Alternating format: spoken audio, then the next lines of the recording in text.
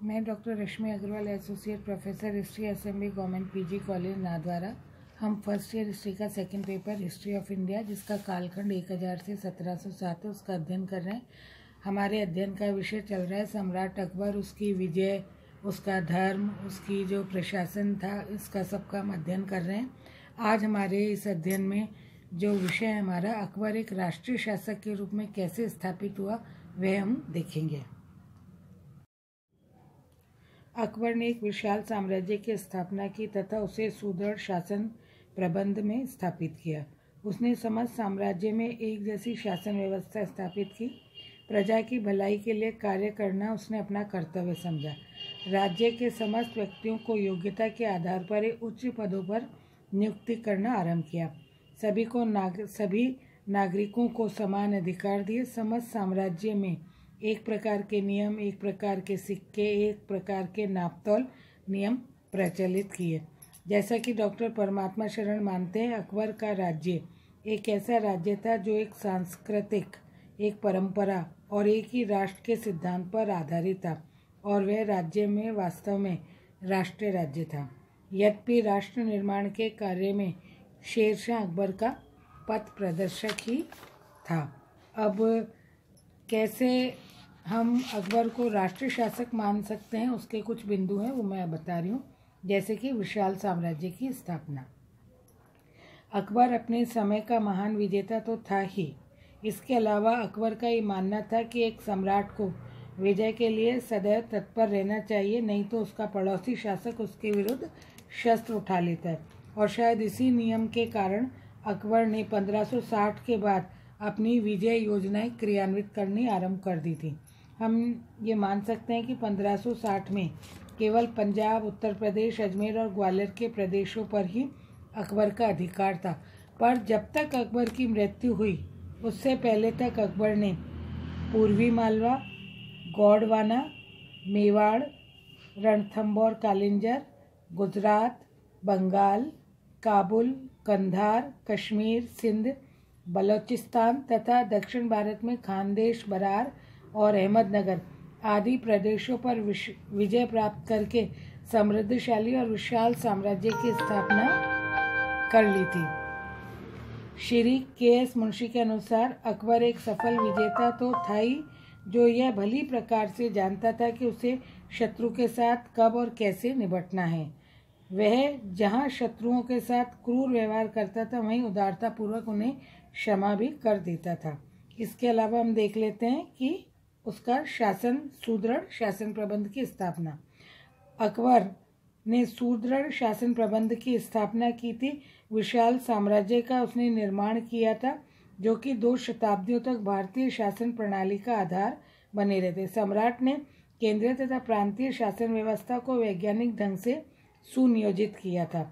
भूमिकर प्रबंध में कई सुधार किए थे। इसमें विशेष रूप से दहसाला पद्धति उल्लेखनीय। मनसबदारी व्यवस्था से कर्मचारियों की कार्यकुशलता में वृद्धि हुई तथा उनका अनुशासन स्थापित हुआ। इसी तरह से अकबर ने 1564 ईस्वी में जजिया कर समाप्त कर दिया। बाद में हिंदुओं पर लगे तीर्थ यात्रा कर समाप्त कर दिए। उसने अपनी समस्त प्रजा को पूर्ण रूप से धार्मिक स्वतंत्रता प्रदान कर दी थी। सामाजिक क्षेत्र में भी उसने कई सुधार किए थे और कई धर्मों के साथ उसने समन्वय स्थापित करने की प्रयास किए थे। इसके अलावा एक है योग्यता के आधार पर नौकरियां देना। ये भी एक राष्ट्रीय शासक के रूप में अकबर को स्थापित करता है।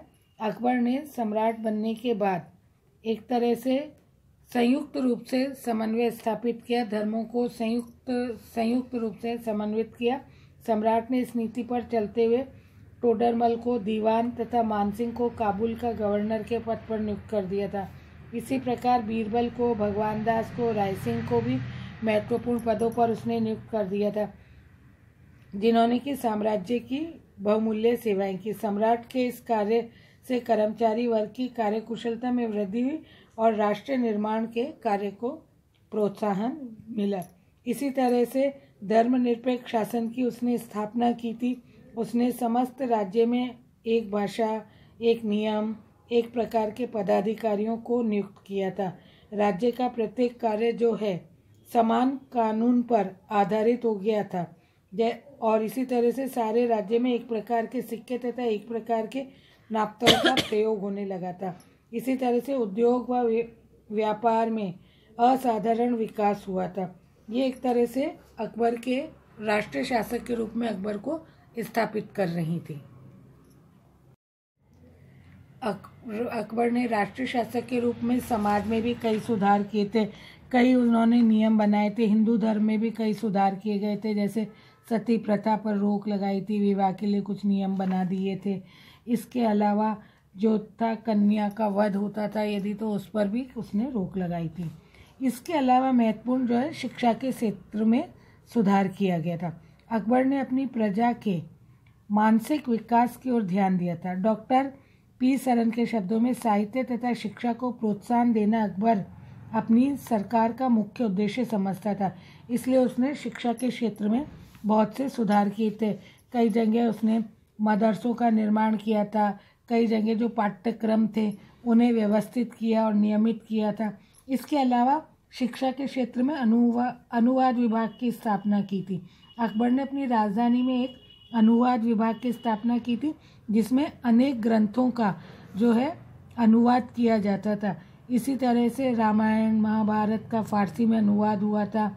इसके अलावा जो हिंदुओं तथा मुसलमानों के साहित्य थे उसमें बहुत उन्नति हुई थी और दोनों ही एक दूसरे के विचारों को समझने लगे थे। इसके अलावा हिंदी और संस्कृत के साहित्य को प्रोत्साहन दिया गया था। अकबर ने हिंदी एवं संस्कृत साहित्य को विशेष रूप से प्रोत्साहन दिया। तुलसीदास, सूरदास, अब्दुल रहीम खाने खाना आदि विद्वानों ने हिंदी में अपनी रचनाएं रचकर हिंदी साहित्य को बहुमूल्य सेवाएं प्रदान की थी। अबुल फजल के अनुसार अकबर के दरबार में 9 प्रसिद्ध हिंदू विद्वान कार्यरत थे। उसके समय में संस्कृत भाषा का तीव्र गति से विकास हुआ था। इसके अलावा अकबर को राष्ट्रीय शासक यदि हम मान सकते हैं तो इस हिसाब से भी मान सकते हैं कि उसने कई पुस्तकालयों की स्थापना की थी। अब अकबर ने अपनी राजधानी में एक शानदार पुस्तकालय की स्थापना की। इसमें हजारों पुस्तकें थी जो अरबी, फारसी, संस्कृत व अन्य भाषाओं में लिपिबद्ध थी। इन पुस्तकों का वर्गीकरण उचित ढंग से किया गया था। उस समय के लोग इन पुस्तकों को पढ़ते थे। फैजी एक इतिहासकार, उनके पास एक अच्छा खासा पुस्तकालय था जिसमें कि 46,000 पुस्तकें थी उस जमाने में। इसके अलावा उसकी मृत्यु के पश्चात सारी पुस्तकें राजधानी के पुस्तकालय में रखवा दी गई थी, यानी कि फैजी की मृत्यु के बाद। अकबर ने गुजरात पर विजय करने के पश्चात प्रदेश में एक पुस्तकालय की स्थापना की थी जिसमें कई पुस्तकें रखवाई गई थी। अकबर पुस्तकालय की देखरेख में काफ़ी रुचि रखता था। इसी तरह से साहित्य के क्षेत्र में भी बहुत विकास हुआ था। अकबर के शासनकाल में फारसी, संस्कृत, हिंदी साहित्य में असाधारण विकास हुआ था। इसके अलावा डॉक्टर ईश्वरी प्रसाद के अनुसार अकबर का समय भारतीय मुस्लिम कला और साहित्य का एक तरह से स्वर्णयुग ही था। जैसे फारसी साहित्य की उन्नति हुई थी अकबर के समय में, इतिहासकारों को उसने संरक्षण प्रदान किया था। उस समय कई ऐतिहासिक रचनाएं हुई थी। अकबर के समय में अबुल फजल ने अकबरनामा, आईन अकबरी, फैजी ने अकबरनामा, निज़ामुद्दीन ने तबकात अकबरी, बदायूनी ने मुंतखाब उत तवारीख, हाजी मोहम्मद कंधारी ने तारीख अकबरा शाही की रचना की। कई ग्रंथों के अनुवाद भी इस समय हुए थे। यह मान सकते हैं नकीब खां, अब्दुल कादरी बदायूनी, थानेश्वर के शेख सुल्तान ने रामायण तथा महाभारत का फारसी में अनुवाद किया और महाभारत का नाम रज़्ज़मनामा, युद्धों की पुस्तक, रखा गया था। इसी तरह से हाजी इब्राहिम सरहदी ने अथर्ववेद का फारसी भाषा में अनुवाद किया था। फैजी ने गणित की संस्कृत भाषा में लिपिबद्ध पुस्तकें लीलावती का अनुवाद किया था।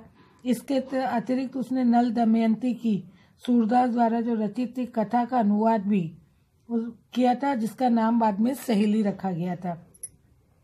इसके अलावा मुल्ला शाह मोहम्मद ने कश्मीर के संस्कृत के इतिहास राजत तरंगणी जो कल्हण के द्वारा लिखी गई थी उसका भी अनुवाद किया था। अबुल फजल ने पंचतंत्र का अनुवाद किया था। इस तरह से एक अकबर के शासनकाल में कला व साहित्य में उत्तरोत्तर प्रगति हुई थी। इसी तरह से कला के क्षेत्र में अकबर ने विशेष प्रगति की थी। अब मैं आपको इसका निष्कर्ष बता देती हूँ। अकबर वास्तव में एक राष्ट्रीय शासक था जिसने राजनीतिक, सामाजिक, धार्मिक, शिक्षा, साहित्य एवं कला आदि क्षेत्र में समन्वय स्थापित करने का प्रयास किया था। इसके अतिरिक्त उसे एक राष्ट्रीय सम्राट भी माना जा सकता है। डॉक्टर एल श्रीवास्तव का कथन हमको कहीं ना कहीं ठीक लगता है। अकबर मध्ययुगीन भारत का सबसे महान सम्राट था और वास्तव में इस देश के संपूर्ण इतिहास के सर्वश्रेष्ठ शासकों में से एक था। वह वास्तव में राष्ट्रीय शासक व राष्ट्रीय सम्राट ही माना जा सकता है। इसी के साथ हमारा जो अध्ययन है यहाँ समाप्त होता है।